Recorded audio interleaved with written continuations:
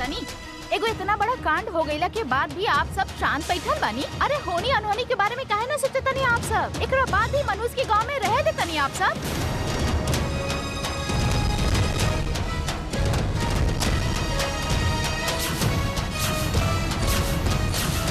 पिताजी, का कुमु काली के गांव में रहे ना दी? वो अपन बहन के साथ ऐसे कैसे करी? हम समझ नहीं पा रहल बहू, इस सब तो गांव के लोग के भड़कावे के बात बा।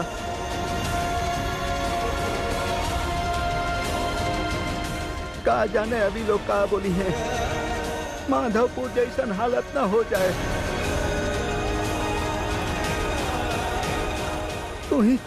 तू ही कुमु के रोका। अरे निकाल दिया के, धक्का मार के गांव से निकाल दी, ना तो गांव में शांति ना रही। आप लोग के अशुभ होगी, काहे समझते हैं कि आप सब? निकाल दी मनुष्य के, निकाल दी ही।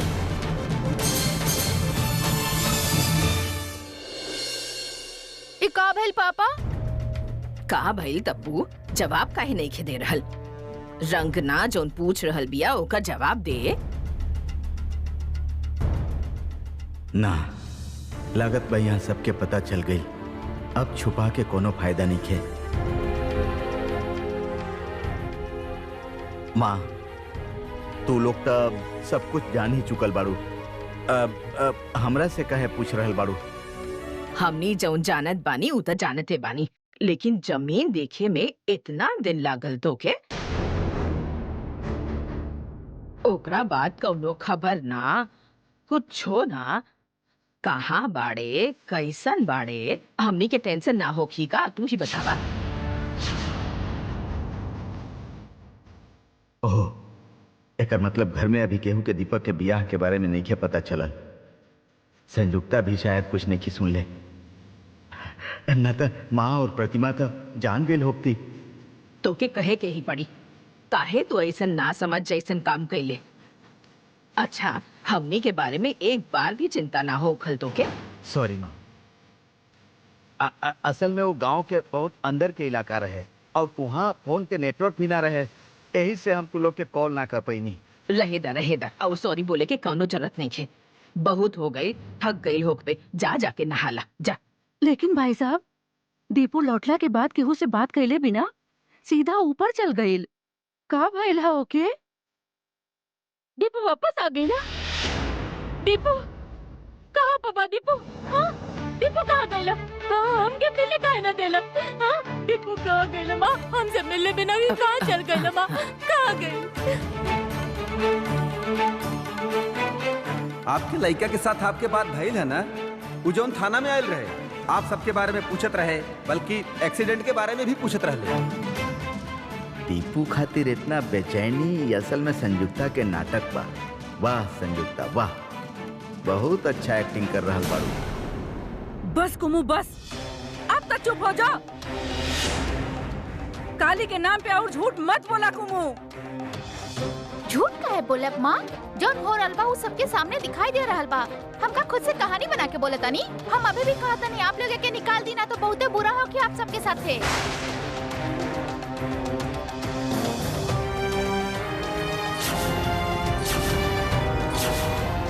और अगर हमारे बात पे विश्वास नहीं के तो आप सब माधवपुर के लोग से पूछ ली ना। एक के गांव से निकलने के बाद गांव में शांति आइल बा कि ना, जाके पूछ ली। कृपा करके ओकर बात के विश्वास मत करिए, आप लोग मत करिए। ये हमार काली के बुरा चाहे ले। काली के ऊपर एकरा बहुत जलन बा। आप सब देखले रही ना, काल काली के शादी रोके आयल रहे। हम सच कह रहल बानी, हमार काली मनहूस ना हिया। वो केहू के बुरा ना चाहे ले, वो सबके भला चाहे ले, सबके भला चाहे ले। ओके गांव से मत निकलिए लोग। मत रो अम्मा, मत रो। और कितना रोबू तू? हम आप सबके वचन देत बानी, हम वो मंदिर में ही पड़ल रहब। जंगल के पार आके गांव में कभी ना आइब। आपके गांव में और पैर ना रखब। आप लोग हमके यहाँ से मत निकालब। हमरा चल जाए से हमारे दादाजी और माँ सोच सोच के मर जाइए।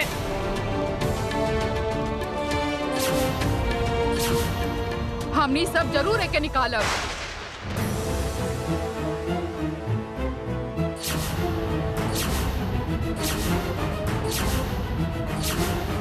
बहुत सह लेनी हमनी सब, और ना एके निकाले के अलावा कोनो रास्ता नहीं खे।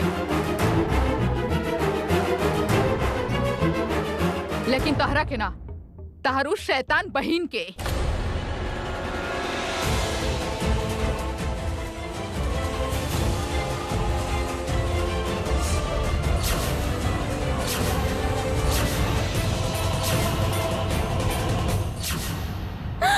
इतने दिन बाद वो घर लौटल और हमसे बात कैले बिना घर में चल गए।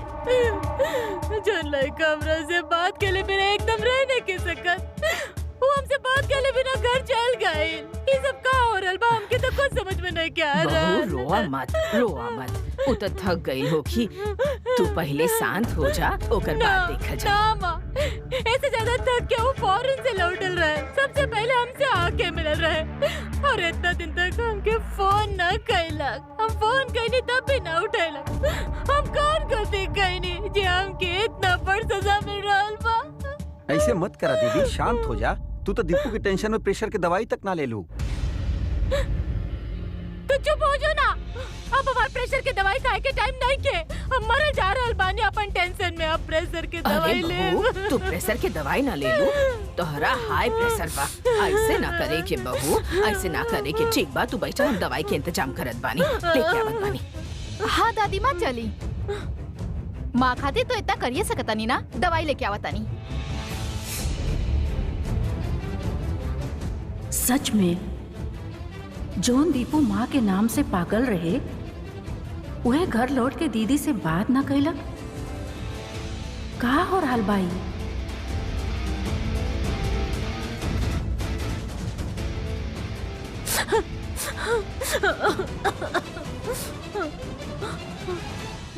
तू तो बहुत दुखी लग रहल बाड़ू। ला थोड़ा पानी पीला। वरिड लागल बा, गलत बा का? इतना दिन कोनो लड़का के खबर ना मिले से सब माँ वरिड रहेली और रोई ले भी। ये नॉर्मल बा और एक जिम्मेदार तू बड़। तू भी तरह दीपू के साथ बोला कोनो खबर काहे ना देला का? थैंक यू संयुक्ता। इला पकड़ा। सच में हम के ही सोच के बहुत अच्छा लग रहल बा कि तू दीपू खातिर इतना चिंता करेलू। आज शायद हमहू दीपू खातिर इतना चिंता ना कर पाती। तू तो इतना ज्यादा चिंतित रहलू कि तू माधवपुर तक अपन दूसर का लड़का के भेज देलू।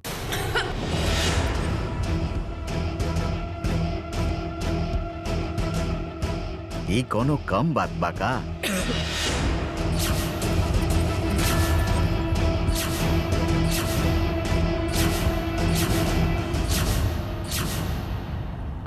का आप लोग हमके निकाल दे? हाँ उहे करब। शादी के दिन से देखतानी काली के मुसीबत होके ऐसे नहीं काम करत तारू। अपन बहन के परेशान करत तारू। अच्छा तो के शर्म ना आवेला? कैसन लड़की हो तू का सोचलू? तू एक मनहूस काबू और हमनी सब एक गांव से निकाल दे कबो ना।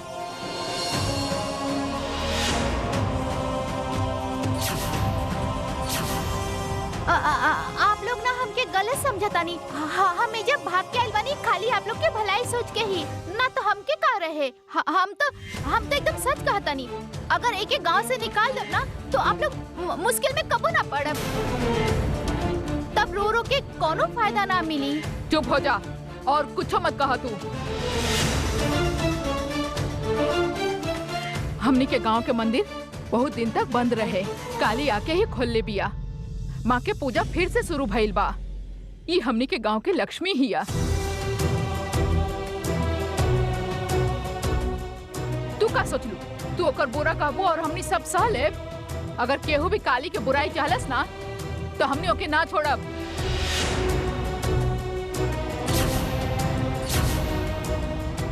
जा निकल जा। अगर काली के तू कुछ भी बुरा चाहलू ना तो तहार नसीब में दुख लिखल होखी।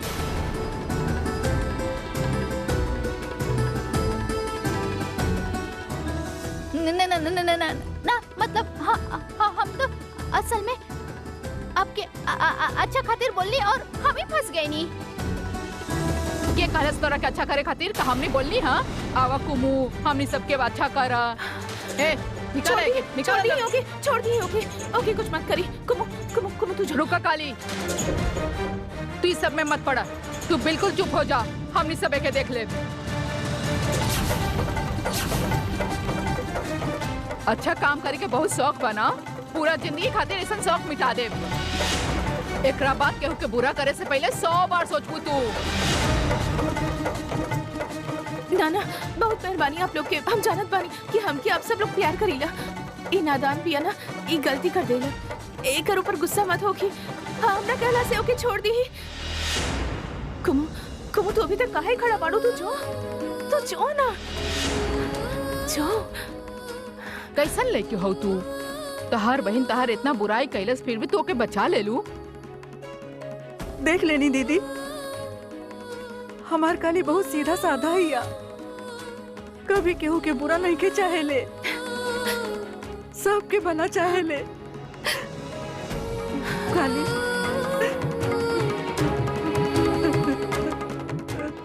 माँ हर बुराई से तो तू ही बचावेलू। तहे शादी के लेके हमके इतना बुराई के और काहे ले जा रहल बड़ो? काहे हम और सहन नहीं की कर पा रहल माँ। सोना बहू, तू बिटिया के संभारा, हम एकरा पानी में फेंक के आवत बानी।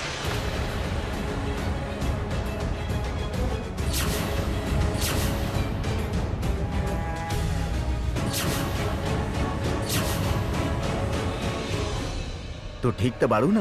हाँ? का भइल बा संयुक्ता? हाँ?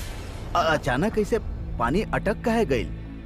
ना मतलब तबीयत ठीक नहीं खे शायद यही से। हाँ, अरे ध्यान से पियल करा ना। अब तोहरा खुद के तबीयत पर ध्यान देल जरूरी बा। तू तो बस दूसरा पर नजर, दूसरा के लेके चिंता, और फिर दीपक थोड़ा दूर चल गइल तो ओकरा लेके भी चिंता शुरू कर देलू। का बात बताओ? एक ही बात के बार बार काहे कह रहल बड़ा? दीपू खातिर सोच के हम कोनो गलती कर देनी का? अरे भाई गलत का है? अरे तू माँ हो ओकर, तू अपन बेटा के लेके चिंता करबू, ये तो नॉर्मल बात बा। लेकिन पता ना काहे हमके ई लग रहल बा कि तू कुछ ज्यादा ही सोच रहल बाड़ू। मन में कुछ बुरा चलत रहे का?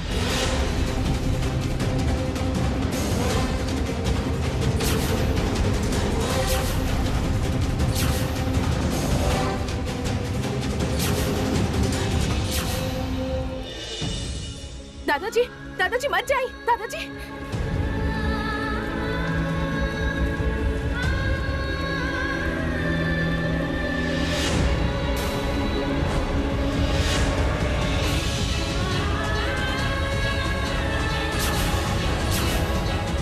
हाँ छोड़ा बेटी। ना दादाजी आपके पैर पड़त बानी, आप वो सिंदूर के पानी में मत फेंकी।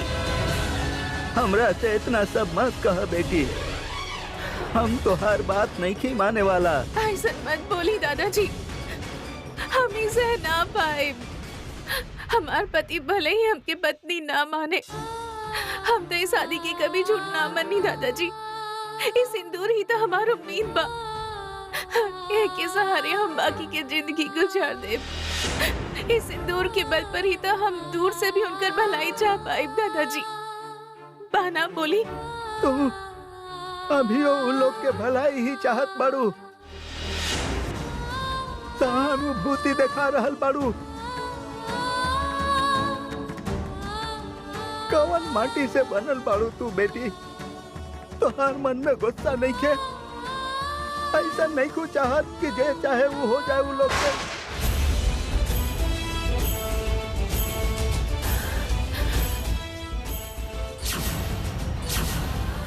ना दादाजी, काहे खातिर हम अपन पति के बुरा चाहब?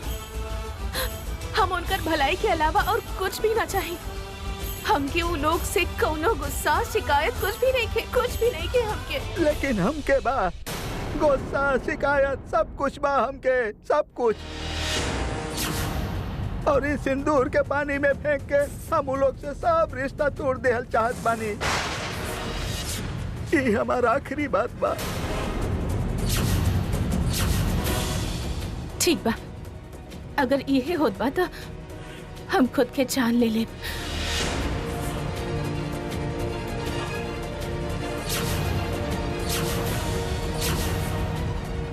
कहा तू पागल जैसन बोलत बाड़ू बेटी।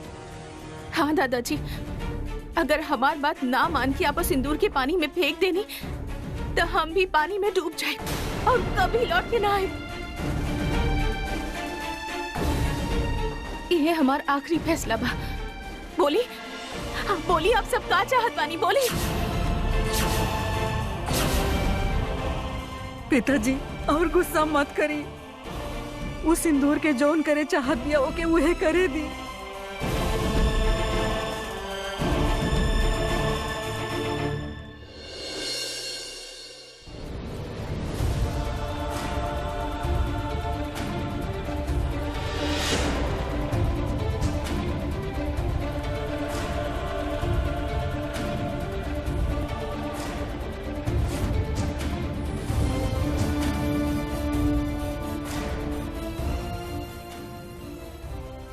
देखा बहू, हमार काली कितना प्यारी बिया, तोरा सिवा केहू ना जान पाई। ओके दुख पहुंचा के हमरो बहुत दुख हो रहल बा बहू, लेकिन जानबूझ के हम गुस्सा कर रहल बानी, सिर्फ यही खातिर के उस स्वार्थी लोग के भुला जाए में ही काली के भलाई बा। और अगर हम गुस्सा ना दिखाई थी तो ओके भूलवाई थी कैसे।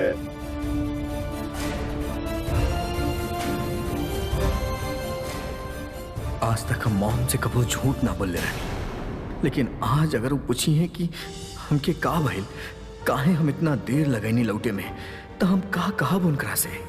हमके तो झूठ के सहारा लेवे के ही पड़ी। मॉम से झूठ बोलल अच्छा होगी। उफ, काहे पापा आप हमके ऐसा हालत में डाल देली, काहे?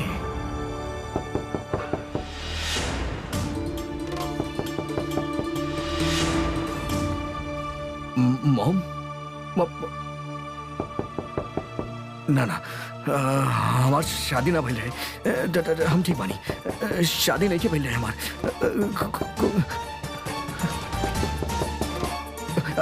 हमार कुछ ना भइल रहे। काम डाउन दीपक। हमके मॉम से सब बात छुपावे की होगी, मॉम के सामने ठीक से रह की होगी।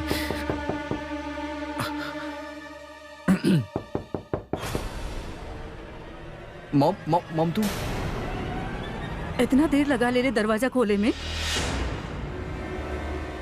तोरा लौटला के बाद हमरा के चैन मिलल बा।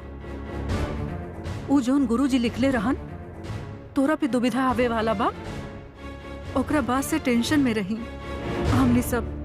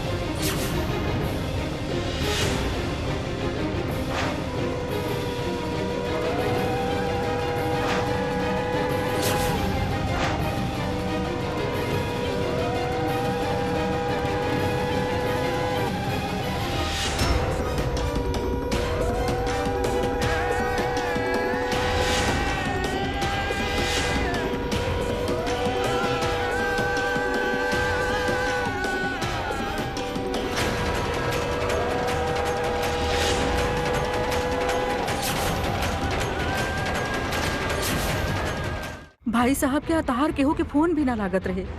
का हालत हो गई रहे हमनी सबके। यही से आज तोरा वापस अइला के बाद हम भगवान से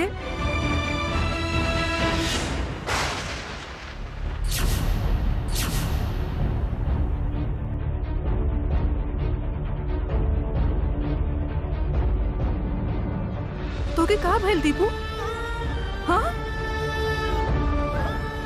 ये सब हमके काहे दिखाई दे रहा बा? हम तक वही वक्त कह दिले रहनी कि हमें शादी के नहीं की मानत। माँ महाकाली के पैर छुके वचन भी वापस ले लेनी। तब फिर वो बात हमके काहे याद आ रहा बा? काहे? तू चुप काहे बाड़े बेटा? का भइल बा तोके बोला दीपू? ना कुछ नहीं की, कुछ ना भाई। कुछ ना भइल मतलब साफ दिखाई दे रहा बा कि तोर सर पे चोट आइल बा। का भइल, रास्ता में लागल रहेगा? कहीं ना कि कुछ ना भइल है, कुछ नहीं के भइल। आप जाइए, आप ये सब जान के क्या करब? आप जाइए। हम जान के का करब मतलब? ये सब का कह रहल बाड़े तू? केहू अपन के कुछ भइला पर दूसरा के दुख ना होके का? और तोर सर पे चोट कैसे लागल ही जाने के हक हमके नहीं का? एक्सीडेंट भइल रहे हमार, अब तक खुश बाड़ू ना?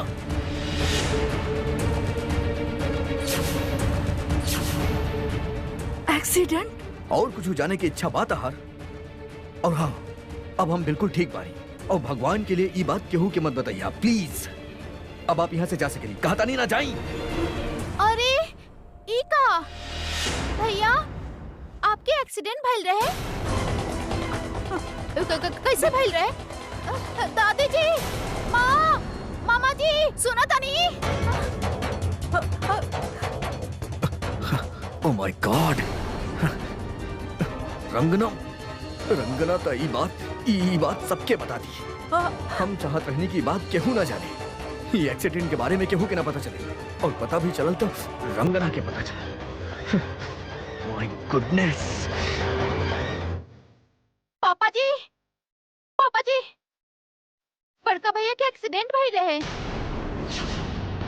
सर पे चोट आइल बा, हम देखनी हा। आप सोच सकता नहीं, एक्सीडेंट भइल कोनो आम बात है का?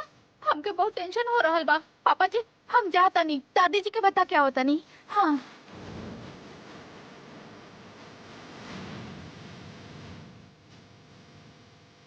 का बात बा संयुक्ता, टेंशन हो रहा बा? अब टेंशन करे के कोनो बात नहीं है। दीपू के वैसन कोनो नुकसान नहीं है भाई। भइल नहीं खे तो का भइल? हो भी तो सकत रहे। एग्जैक्टली, हो सकत रहे, और कोनो छोट मोट ना, बहुत बड़ हो सकत रहे। बाकी भगवान के कृपा बाकी दीपू अब पूरा तरह से ठीक बा, ज्यादा नुकसान नहीं है भाई। यही से हम बोलत रही कि अब टेंशन करके का होगी। अच्छी बात कर रहल बड़ा, का बोल रहल बड़ा को समझ नहीं के पा रहा। हम तो माँ है दीपू के, अपन के बारे में कुछ ऐसा सुन तो टेंशन तो हो के ही तो नॉर्मल हो। हम यही कहल चाहत रहे, आपन लोग पर ही तब इंसान सबसे ज्यादा भरोसा करेला। हाँ, बाकी कबो कबो आपन लोग भी। पता बा संयुक्ता, दीपू के गाड़ी के ब्रेक ऑयल लीक करत रहे।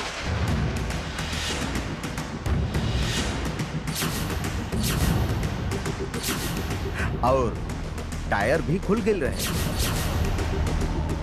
पुलिस कहत रहे कि केहू जानबूझ के एक्सीडेंट करवावे खातिर पहले से ही इस सब प्लान करके रख ले रहे।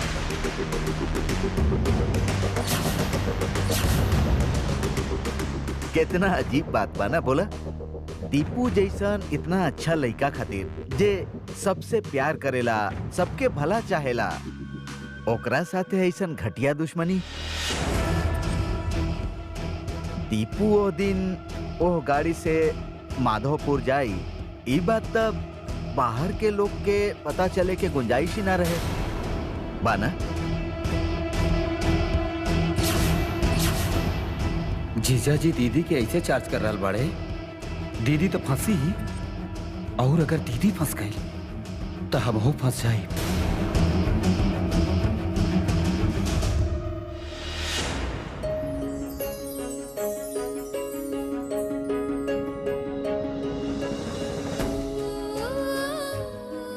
माँ, अब मुश्किल से सिंदूर लौटा के आयल बानी माँ। उनकर पापा हमके बता के गई बाड़े कि उनकर जिंदगी में बहुत बड़ खतरा आवे वाला बा। यही से हमें सिंदूर आपके चरण में सौंप के जा रहल बानी। आज से सिंदूर की रक्षा करे के जिम्मेदारी आपके बा। हमारी छोट को निवेदन सुनबू ना माँ। हमके तो खाली हाथ तो ना लौटाइबू ना माँ।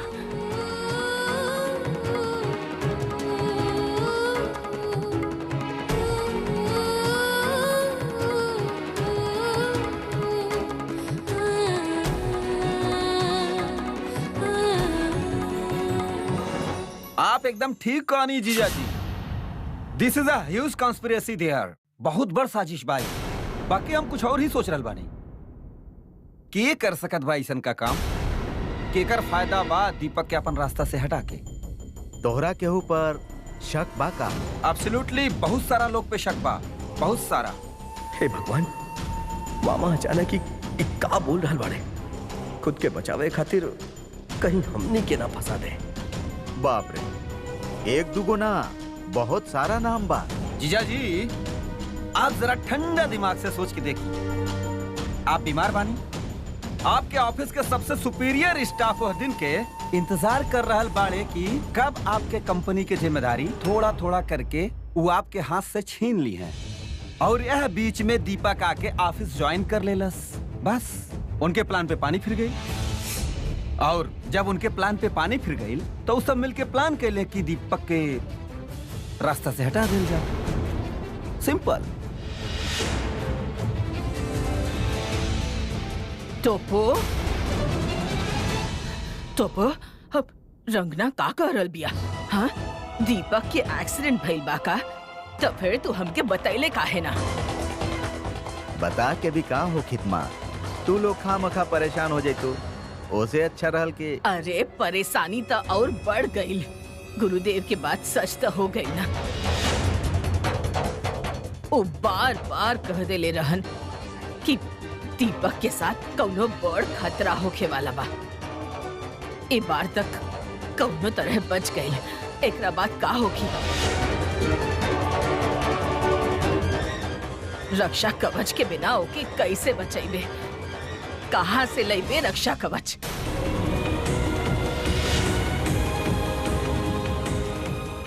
ढूंढ के तो निकलले रही रक्षा कवच माँ, बाकी दीपू ओकर कदर ही ना समझलस। जे भी भइल बा, बाकी हमके ई बात ना बता के तू अच्छा न कैले तप्पू।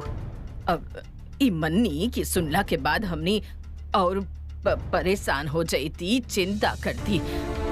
फिर भी तोर और हमार पोता के सहारा तब बन ही पैती ना। हम बहुत उलझ गेल रहनी माँ, घबरा गेल रहनी हम।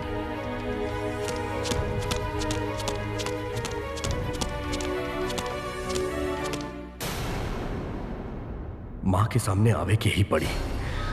हाँ, माँ के हम कैसे फेस कर पाई? हम माँ के विश्वास तोड़ने पानी, तब कैसे बताई हम माँ की? दीपू दीपू दीपू तो हमके इतना पराया समझ ले। तेरा एक्सीडेंट भइल बा ये भी ना बतैले हमके। ये तो कैसे कहले दीपू? और काका छुपा रहल बड़े तू हमसे? बतावा, चुप काहे बड़े तू? बोला हम तोर माँ है दीपू, ये तोर प्यार है। छोट से छोट बात भी हमके बतावेले, और ये 2 दिन में ऐसा का हो गल कि तो के इतना बदला लग रहा है बा? कुछ बोल काहे नहीं कर रहल तू दीपू? हमारे सवाल के जवाब तो बोला।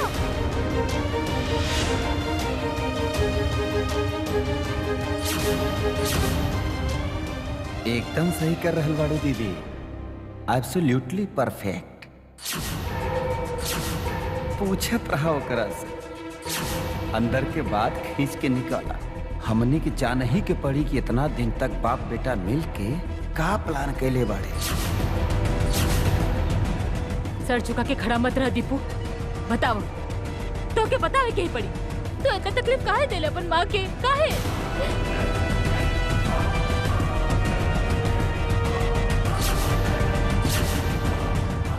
संयुक्ता दीपू के सामने जाके ही अच्छा ना कैलस। दीपू इतना प्यार करेला संयुक्ता से, ई कैसे डील करी का पता। अगर ई गलती से भी कुछ बोल देलस तब त्रिकाली खातिर खतरा हो जाई। तो के इतना उलझल पहले कभी नहीं की देख ले। का छुपा रहल बड़े तो हमरा से? बतावा दीपू, ऐसन का भइल के हमार बेटा हमसे भी नहीं के बता पा रहल?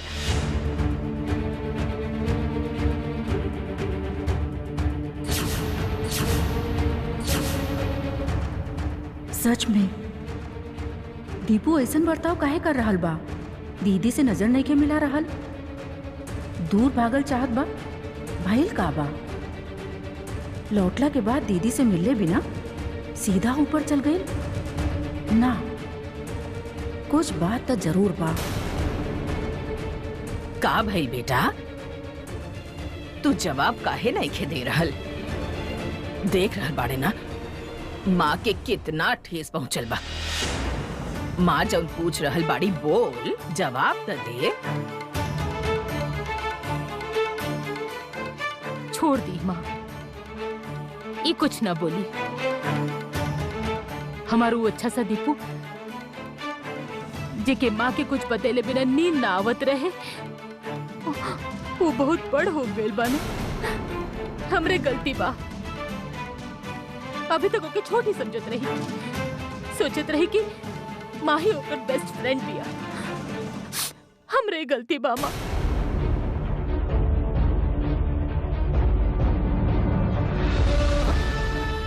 देख रहल बानी ना पापा, आज आपके कारण हमार और माँ के बीच में दूरी बढ़ रहल बा, गलतफहमी बढ़ रहल बा।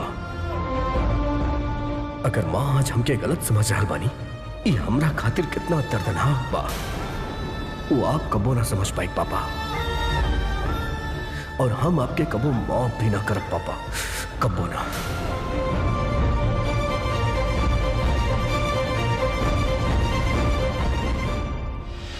दीपू, तो से आखिरी बार पूछ रहल बानी, का भेल बा हमके बताइब कि ना?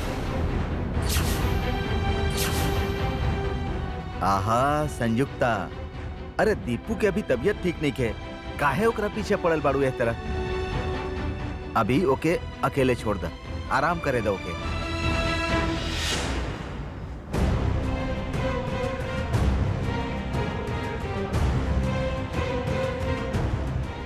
दीपू,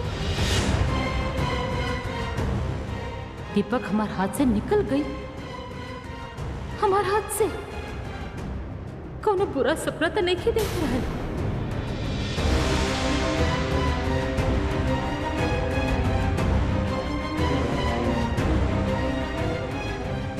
दिल छोट मत करा दीदी, टेंशन मत लब। टेंशन लेहला से तो हर तबीयत बिगड़ जाएगी। चला प्लीज गो इनसाइड, चला चला।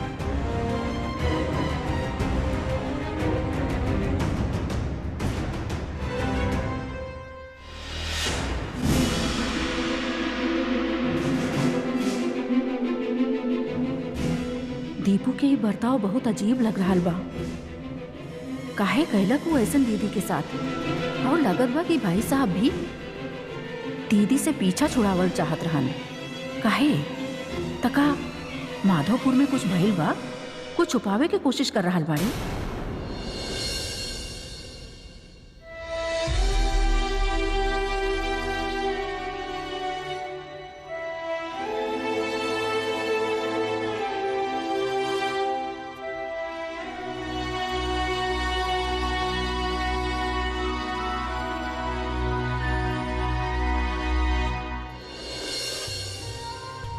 माँ, हाँ बोला। एकर मतलब का है माँ? एकर मतलब है कि लड़की ही घर के लक्ष्मी होके दी। वो अपन सद्गुण व्यवहार से संसार सुखी करेली। अभी तू ना समझ बे, जब शादी होगी तब तू सब समझ जाइबे। हाँ?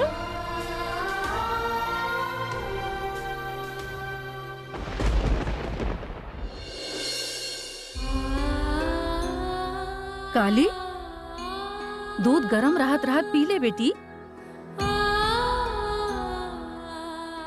ये तो ले जा माँ, हम ना पियब। कुमू के बर्ताव से तोके दुख भइल बा ना? एगो बात बोलत बानी तोके काली, सबके बात पे ध्यान मत दा बेटी। संसार में सब केहू तो अच्छा बात ना करेला ना बेटी। ऐसे अगर सब केहू के बात पे ध्यान देवे तो सिर्फ दुख ही मिली। एगो चीज याद रखी है, हमनी सब लोग के भीतर एगो छन्नी होखेला। वो छन्नी में से सब बात में से केवल अच्छा बात छान लेवे के चाहिए बेटी, समझ ले। ए उम्र में आके हम एगो बात समझ गइल बानी, हमार बच्ची के कोनो आँच ना आवे, ठीक रहे बस। वो चाहे ससुराल में रहे या फिर हमार घर में, एकरा खातिर केहू कुछ भी बोले हमके फर्क नहीं के पड़त। ले अभी दूध तू पी ले। सब कुछ हाथ से निकल जा रहल बा, सब कुछ निकल जा रहल बा बिकी। हम कुछ भी नहीं कर पा रहल। हम बोल रहल बानी तो के बोल रहल बानी तो पपरत के पता चल गइल बा कि हादसे के पीछे हमने के हाथ बा। I am quite sure about that, quite sure. तू ना देख ले कि दीपक हमके कैसे इग्नोर करके चल गइल। हम कब से इंतजार करके बैठल रही कि कब हम एक घर ये जायदाद पर कब्जा करब। शाम की तरह थोड़ा थोड़ा करके हम शिखर की तरफ बढ़त रही। दसे के समय आयल तो हम सब कुछ हमारे हाथ से निकल गइल। Calm down, दीदी। I can't take. Calm down दीदी। इतना घबराए के कोनो जरूरत नहीं खे। झूठा तसल्ली मत दे बिकी। घबराई ना तो का खुशी से नाचब। अरे तू खामखा गुस्सा हो रहल बाड़ू। अरे पहले तू श्योर तो हो जा कि दीपक हाथ से निकल गइल बा, ओकरा बाद सब बोलिया। तू ना देख ले का वो कैसे हमके अवॉइड करके चल गई। ओकर बाद भी तू। अरे हाँ, ओकरा बाद भी। अरे जीजा जी वहाँ पर रहले, हो सकत बा दीपक कंफर्टेबल ना फील करत रहे उनका सामने। और हमके पूरा विश्वास बा कि दीपक तोरा हाथ से नहीं छूटा। कैसे यकीन करी? तारा अपना ही भाई पर भरोसा नहीं खे का? हाँ? हम जोन बोल रहल बानी ध्यान से सुना।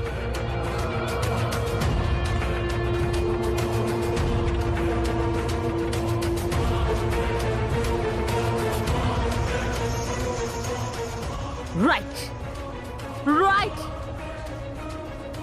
इहे करे के पड़ी। हम इहे कर। देखा काली, हम क्या और परेशान मत करा। पहले से ही इतना परेशान बानी, अब जो नहीं के भइल ऊ सोच के परेशानी मत बढ़ावा तू। कुमू के अगर ससुराल में जगह ना मिले त ना मिले, तब देखल जाई। ई दूध तू पियबे पीला। लेकिन माँ, लेकिन का? हम का तोरा साथे जबान लड़ावे आइल बानी? का चाहत बाड़ी? का चाहत बाड़े बोला? हम का मर जाई है ना?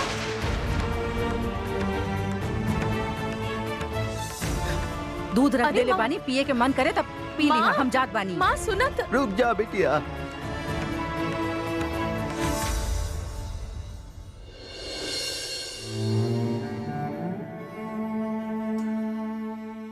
पहले ही दूध पीला,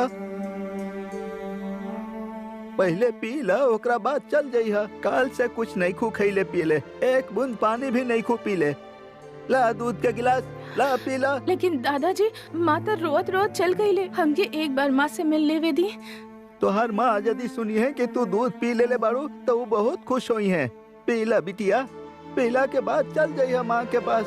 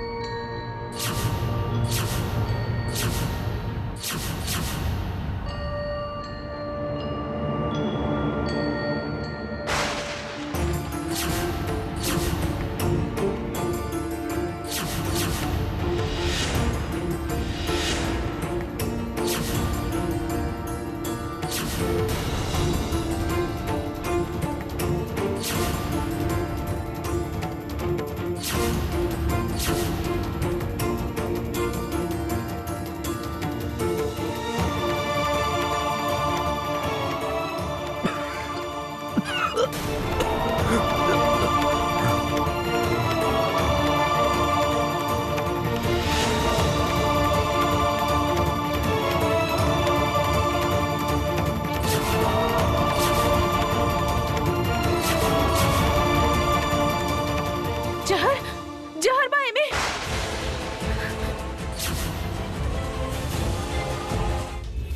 अरे कहाँ जा रहल बाड़े? जहर, जहर बा ओमे माँ।